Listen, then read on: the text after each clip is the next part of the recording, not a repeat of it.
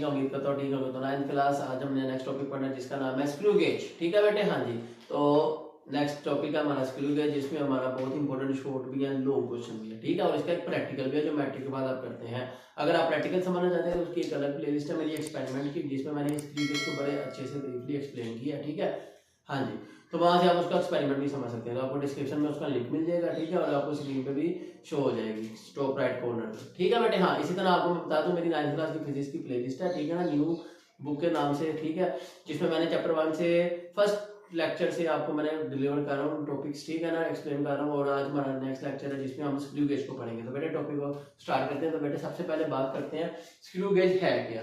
ठीक है बेटे, हाँ। तो स्क्रू गेज का आपको पता होना चाहिए कि स्क्रू गेज की सबसे पहले आप पहले इसका एक इंट्रोडक्शन है। ठीक है, इंट्रोडक्शन में हम इसकी डेफिनेशन भी कह सकते हैं, इंट्रोडक्शन भी कह सकते हैं कि ये करता क्या है, इसका क्या तारुफ है। ठीक है, तो हम बताते हैं कि it is a device used to measure thickness, ये थिकनेस भी मेजर करेगा, ठीक है, डायामीटर भी मेजर करेगा ऑफ आ बॉडी, फिर विद एन एक्यूरेसी ऑफ, अगर आपने प्रीवियस टॉपिक पढ़ा हो वनडे कैलिपर जिसमें हमने एक्यूरेसी बताई थी 0.1 मिलीमीटर, और इसकी है 0.01 मिलीमीटर। ओके, उससे ज्यादा है, वो 1/10 पार्ट ऑफ मिलीमीटर या 100 पार्ट ऑफ मिलीमीटर भी मेजर करेगा। ये इस तरह इसका एक इंट्रोडक्शन है। फिर बेटे आप इसकी बता सकते हैं कंस्ट्रक्शन, बता दें कि ये बना किन चीजों से हुआ है। तो कंस्ट्रक्शन में हमारे पास नाम आते हैं जी कि it made up of 2 scale. ठीक है, it made up of 2 scales. कौन कौन सा? एक है जी मेन स्केल और दूसरा है जी हमारे पास सर्कुलर स्केल। ये बात आपने ध्यान में रखनी है। ठीक है बेटे, हाँ। तो बेटे आगे बात करते हैं इसकी डायग्राम के साथ। लेट्स से हमारे पास ये एक यू शेप का होता है,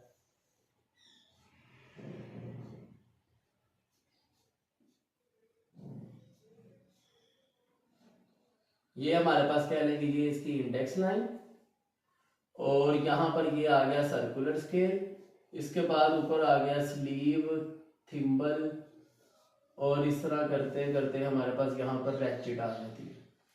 ठीक है, ये है रैचेट, इसका नाम है रैचेट। ये है थिम्बल और इसका नाम है स्लीव, और ये हमारा होगा सर्कुलर स्केल जिसपे रीडिंग होगी 0, यहाँ पे 95 और ऊपर यहाँ पे होगी 5, और इस तरह 10, दरमियान में 5 डिवीजन भी होंगे ऐसे। ठीक है, हाँ। और ये हमारी इंडेक्स लाइन होगी, ये सेंटर वाली। ठीक है, जिसको मैं कलर चेंज कर देता हूँ ताकि आपको पता चल जाए। ये इंडेक्स लाइन जिसपे ऐसे एक फर्स्ट लाइन शो होगी जिसे हम कहते हैं 0। ठीक, और इसी तरह यहाँ पर ऐसे, और यहाँ पर भी इसको कहेंगे स्टड और एंडविल। यहाँ पर एक और है, यहाँ पर ऐसे होगा, इसको बोलेंगे स्टड। अब ये जो रैचेट है हमेशा इधर से ग्रिप करके आप इसको रोटेट करते हैं क्लॉकवाइज एंटी क्लॉकवाइज। टाइट करना है तो क्लॉकवाइज, और एंटी क्लॉकवाइज रोटेट करेंगे तो ये अंदर को जाता जाएगा। ठीक, तो ये इसकी आप कंस्ट्रक्शन में ये सारे पार्ट्स के नाम लिखेंगे, नेम लिखेंगे। You will write the name of all this parts.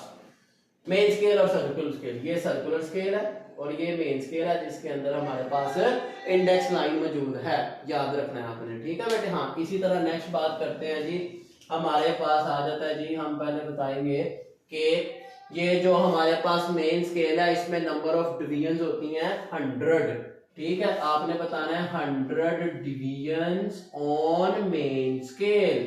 ठीक, और smallest division of circular scale पे तो ये 100 डिवीजन है। ठीक है, हाँ, और मेन स्केल की स्मॉलेस्ट डिवीजन है 1 मिलीमीटर।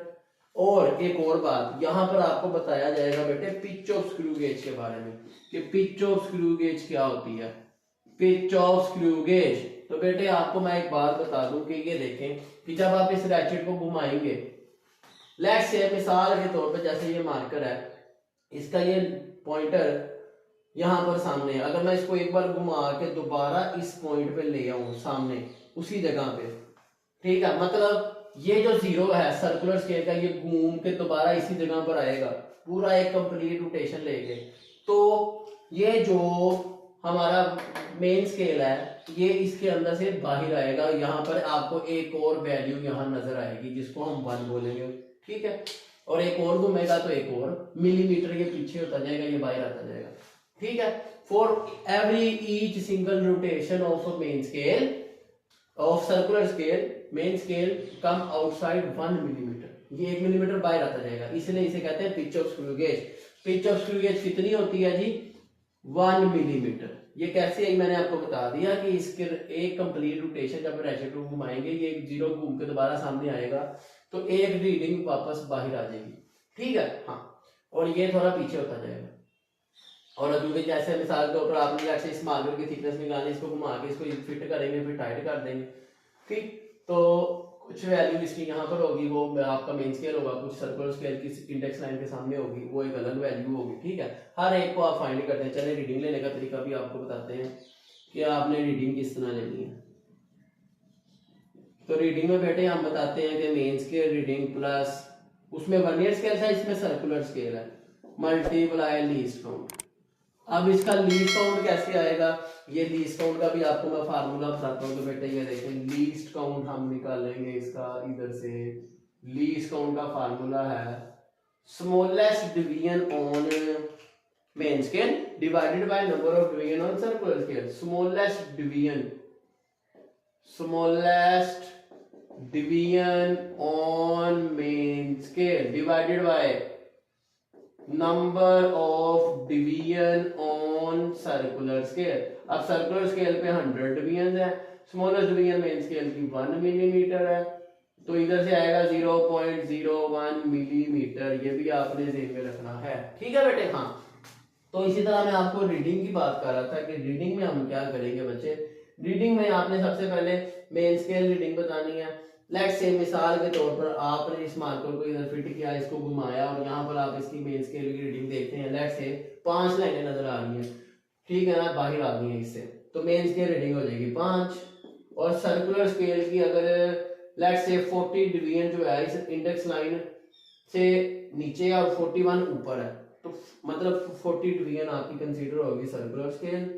और लीस्ट काउंट हमें पता है 0.01 मिलीमीटर, इनको मल्टीप्लाई करेंगे 0.40 मिलीमीटर, इसमें प्लस 5 करेंगे तो ये बन जाएगा 5.40 मिलीमीटर। इस तरह हमारा क्या फाइंड होगा, इसकी रीडिंग फाइंड होगी, ठीक है बेटे। हाँ, तो इसी तरह बात करते हैं इसके जीरो एरर की, ठीक है, कि इसका जीरो एरर क्या है, जीरो एरर कैसे आएगा।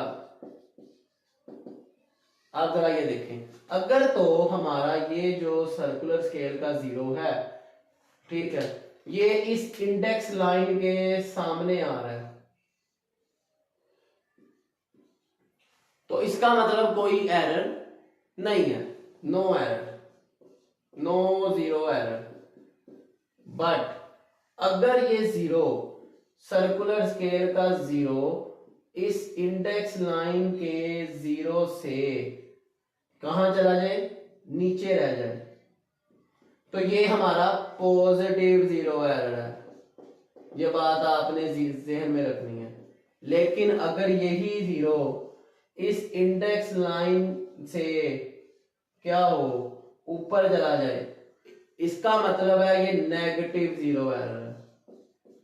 और ये जीरो एरर हम रीडिंग लेने से पहले देखते हैं। मिसाल के तौर पर आपने रैशेट को फुल टाइट कर दिया, ये दोनों आपस में जुड़े हुए हैं, फुल टाइट है, ठीक है, और उस कंडीशन में ये जीरो आपका सर्कुलर स्केल का इंडेक्स लाइन के सामने जरूर होना चाहिए, ठीक है। और ये एरर आता है, बच्चे यहाँ थिम्बल से पकड़ के घुमा रहे होते हैं, आपने थिम्बल से नहीं पकड़ना, आपने हमेशा रैचेट से पकड़ के घुमाना है इसको। ये बात आपने ध्यान में रखनी है, ठीक है बेटे। तो ये था हमारा एक इंपॉर्टेंट 9 क्वेश्चन स्क्रू गेज जो आपके लेक्चर में हमने आपको समझाया। अगर आपको कोई क्वेश्चन आप मुझे कमेंट सेक्शन में पूछ सकते हैं। इसी तरह नेक्स्ट लेक्चर में हम नेक्स्ट टॉपिक को स्टडी करेंगे, ठीक है। चले, उम्मीद है आपको समझ आ गई होगी। चले मिलते हैं आपसे नेक्स्ट वीडियो में। सी यू देन, अल्लाह हाफिज।